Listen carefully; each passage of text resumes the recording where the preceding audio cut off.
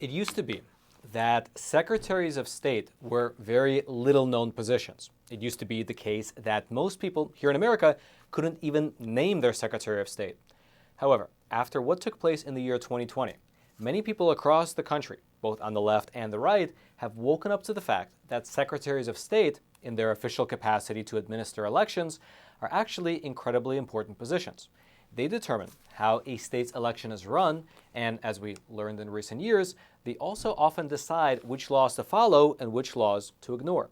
For instance, during the pandemic, the secretaries of state in multiple different states allowed for ballot drop boxes as well as mail-in voting provisions that were actually directly at odds with what was written in the law, such as the case over in Wisconsin. However, since the election of 2020, the different states across this nation have moved in one of two directions. They've either gone the route of California, allowing for universal mail-in voting and explicitly not requiring photo ID, or they have gone the route of Georgia by tightening up who can vote, when they can vote, limiting the use of drop boxes, and explicitly outlawing the practice of sending out mass absentee ballot request forms to everyone. Now, the state of Ohio has taken a similar approach to that of Georgia. According to the current Ohio Secretary of State, Mr. Frank LaRose, they have not only implemented new legal provisions that make it easy to vote, hard to cheat, but also his office has referred over 630 people to law enforcement because their investigators have found that those individuals were likely engaged in some form of voter fraud. And wouldn't you know it, while I was down in Washington, D.C., I actually had the opportunity to sit down and speak with the Ohio Secretary of State regarding how to keep elections safe, his opinion on what took place over in Arizona, as well as what common people like you and me throughout the entirety of the country can actually do to help make the elections in our local area safe and secure. And so smash that like button, smash that subscribe button, and take a listen. So Ohio has a long history of doing elections the right way. Under Republican leadership, we've passed important legislation to really make it both easy to vote and hard to cheat. I've continued that, and certainly 2020 put us to the test. I was just talking with some friends. We were sued a lot in 2020 by left-leaning groups that were really trying to put their thumb on the scale and change the rules at the last minute. One of the things that we decided is we're not going to settle these lawsuits. We're going to fight them. Settling a lawsuit days before an election is a bad idea for two reasons. One, you shouldn't make election law at the courthouse. That happens at the State House. But also, if you give the ACLU 30% of what they're asking for, they're just going to come back next year and get another 30. It's like paying the hostage taker's ransom. One of the things that we do in Ohio is we maintain accurate voter rolls. We work hard to remove deceased voters from the voter rolls. In fact, we do that on a monthly basis. It was a bill that I passed in the state Senate that created that process. We remove non-citizens from the voter rolls. The good news is it very seldom happens, but every year we find 100, 150 non-citizens that for whatever reason have become registered to vote, and we remove them from the voter rolls. We enforce our laws. I've referred over 630 individuals for law enforcement action because we believe that they're conducting voter fraud in the state of Ohio. And the good news is, out of 8 million registered voters, 630 is a small number. I think the last thing that we need to talk about is really doing the logistical work to prepare ahead of time.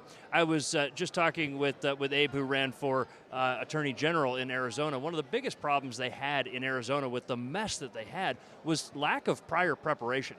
As an Army Green Beret, when we plan for a mission, when we do our mission prep, it's not like some Hollywood montage where you're just grabbing guns and going to get the bad guys. It's hours at the dry erase board, thinking of everything that can go wrong, mitigating against that, making sure that you have all of your materials in place. Well, we took the same approach to elections and made sure that machines are tested before the election, that we had adequate poll workers and enough materials, and so Election Day runs smoothly in Ohio because of all of that work. Let me ask you mentioned a few bills and laws that are on the books that say, for instance, you need to clean the voter rolls regularly. A lot of states have laws in the books that the Secretary of State chooses to not follow or to sometimes disregard entirely. Great examples, what happened in Wisconsin in the year 2020. Yeah. California regularly does not clean their voter rolls. That's why oftentimes they need to get sued. If you're a citizen in those other states and you're seeing the Secretary of State kind of function in this way, disregarding certain laws that they might not agree with, what can the individual person do to force the Secretary of State or the election department to actually comply? Yeah, a couple things. First of all, it's a patriotic duty to call out when elected officials are not doing the right thing. Unfortunately, the hypocrisy on the left is when Republicans do that, they call us election deniers. When Democrats do that, like for example, Stacey Abrams in Georgia, they don't get tarred with that same brush. It's important to call it out. Get involved in Secretary of State races. It's a down-ticket race. Most states elect, some states appoint their Secretary of State, but get involved in that race because it really does make a difference, and hold that Secretary of State accountable. Really, the shadiest things that have happened in recent years about elections have not been some cloak and dagger, secretive conspiracy. They've been things that happened in full public view. Really, the Democrats aren't ashamed of it. They're proud of their activist lawsuits and really their crisis opportunism in Secretary of State's offices. So call that out because it's happening in full public view.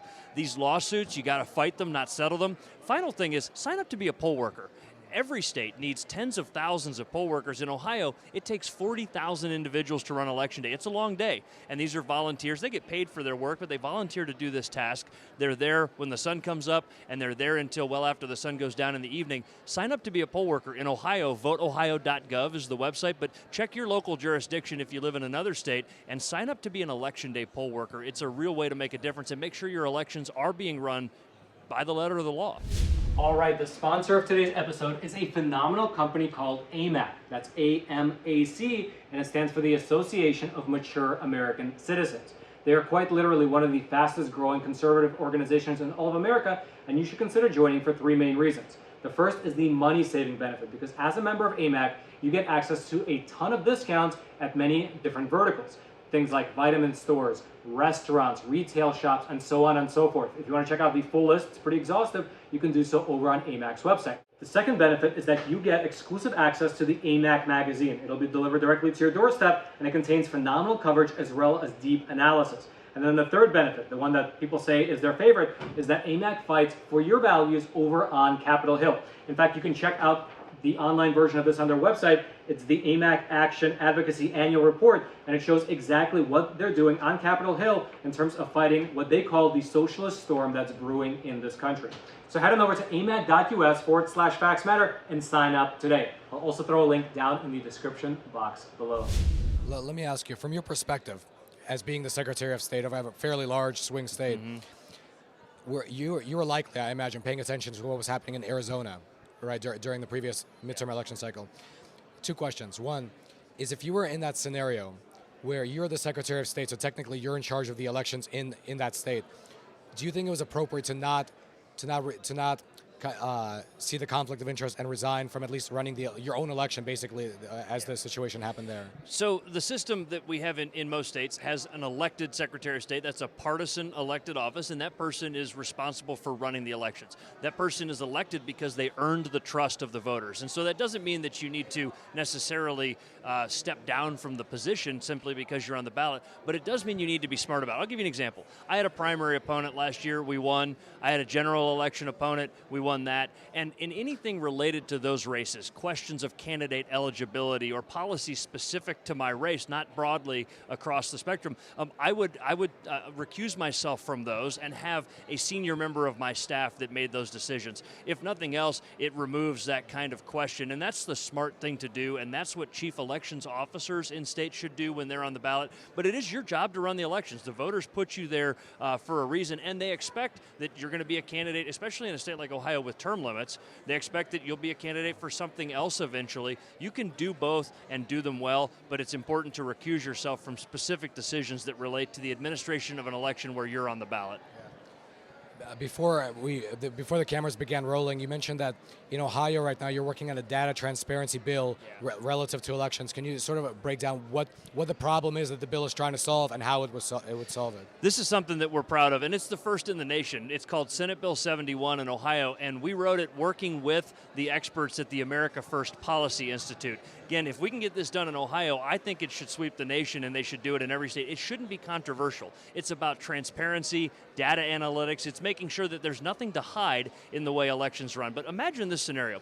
Imagine you're putting some money aside for retirement. You want to invest your hard-earned money. When you look at the balance sheet of different companies, you know that they follow generally accepted accounting principles, standard charts of accounts. You know that you can look at the financials of two different companies and get an apples-to-apples comparison. That's because in the financial world, they're very serious about that. That same level of care has not been applied to elections.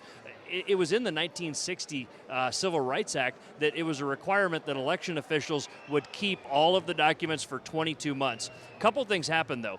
That's an analog era law. being applied in a digital era. In many cases, those databases get overwritten on a daily basis and they're gone. So if you asked your county who were all the registered voters on election day, they may not be able to tell you that because it's an electronic database that's constantly overwritten. Here's the other thing. Standard definitions don't apply from jurisdiction to jurisdiction. Simple questions like, what is a voted ballot? Does an absentee ballot count? Does a provisional ballot count? How about if somebody turns in a blank ballot, which happens sometimes when a voter gets to the polls and isn't excited about any of the candidates? So is that counted as a voted ballot?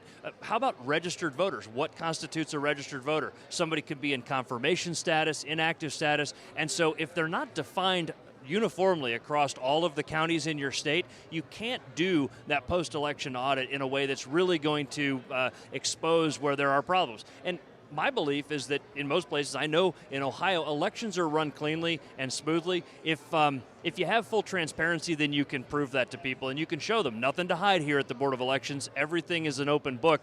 But if there is a problem, the data bill that we're working on, the data integrity bill, will make that obvious. It'll stick out like a sore thumb. Again, just like looking at the balance sheet of a company, you should be able to look at the balance sheet of your Board of Elections. So last question. Yeah.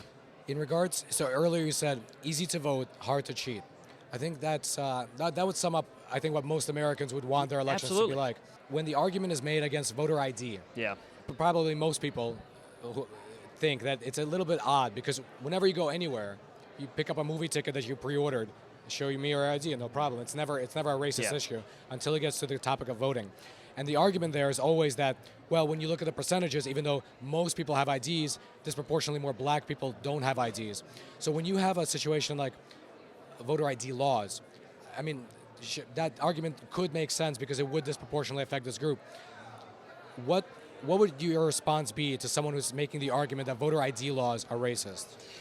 First of all, that it's a silly argument, and it's an insulting argument. It's saying that because of your skin color or your ethnicity that you're less capable of maintaining proper government ID. In states like Ohio, what we passed is a voter ID bill that doesn't leave anybody out, right? We've learned from other states. We knew that the left would challenge this, and so we passed a bill that includes free IDs for anybody that can't get one. So you can go into any Bureau of Motor Vehicle office in Ohio in a couple weeks when the law takes effect and get a free ID. If you're part of a small religious group that doesn't want to be photographed, like for example, we've got a large Amish population in Ohio, there's a religious exemption where you can sign an affidavit. But for the other 99.9% of Ohioans, they realize that showing a photo ID is not an undue burden. It doesn't have any kind of race-based impact on people, but what it does do is makes your elections more secure and makes people confident the elections are being run honestly. That really is our job. And by the way, that bill that we passed in Ohio is being challenged in court. We are fighting it aggressively.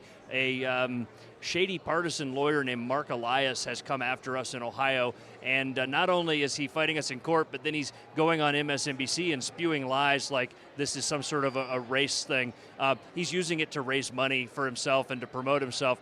That's really what lies at the heart of that agenda on the left. We're going to fight that because, by the way, 75% of Ohioans agree that you should show an ID when you go to vote. It's a common sense thing. And by the way, we still have absentee voting if you want to do that. We have early voting. We make it truly easy to vote and hard to cheat. That's something we're proud of. Ohioans want that. Here's another statistic. There was a poll done just a few years ago, and the question, with a large sample size, nearly 1,000 likely voters from both parties, were asked, is it easy to vote in Ohio? 92% of Republicans said it's easy to vote in Ohio. Even 88% of Democrats said it's easy to vote in Ohio. So this tired old line that the left is trying to sell about voter suppression, even their own people don't agree with it. And again, that's something that Ohioans can be proud of and show up confidently to vote on Election Day. Well, what you mentioned is interesting because if your provision says you have to show an ID, but if you don't have an ID, the provision allows for you to go to the DMV without any cost and get an ID from the government. Absolutely. But what's their argument at that point?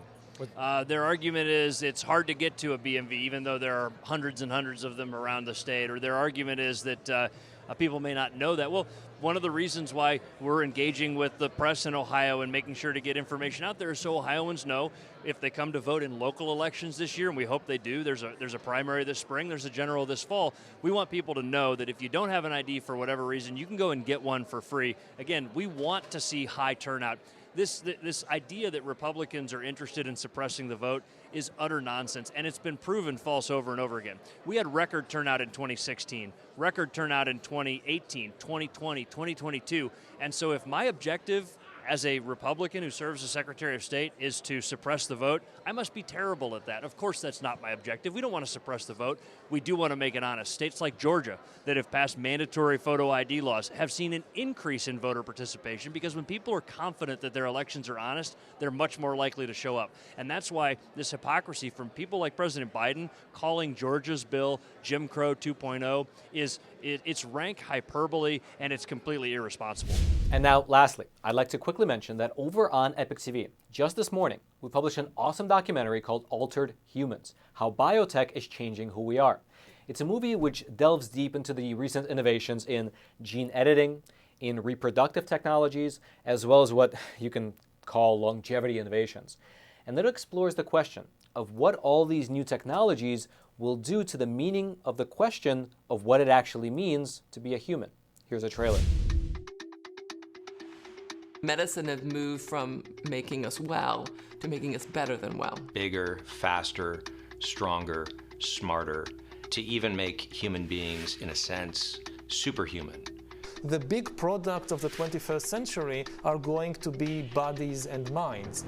If you take genetic editing, just as an example, it's you who are changed. This new gene editing technology known as CRISPR is to genetics and genetic technologies what the atomic bomb was to physics. It's like doing surgery with an axe. We're taking genetically modified organisms and we're injecting them in little kids' arms. We just shoot them right into the vein. It's experimental for a reason. If you want to be a lab rat, go for it. I was. It's not for you. None of these things are for you. They don't exist for the good of humanity. That was not the main point. We simply cannot be dismissive of our place as human beings in this world. People that the gods wish to destroy, they give enormous power. And these guys are seeking enormous power.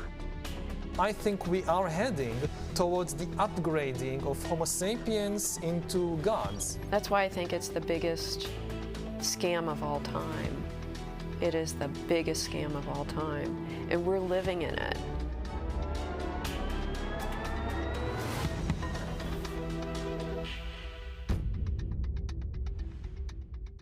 If you'd like to check out that awesome documentary, as well as the plethora of other great content over on Epic TV, the link will be right there at the very top of the description box. Just click on it, and you can watch the documentary right away. Again, that link right there at the top of the description box below.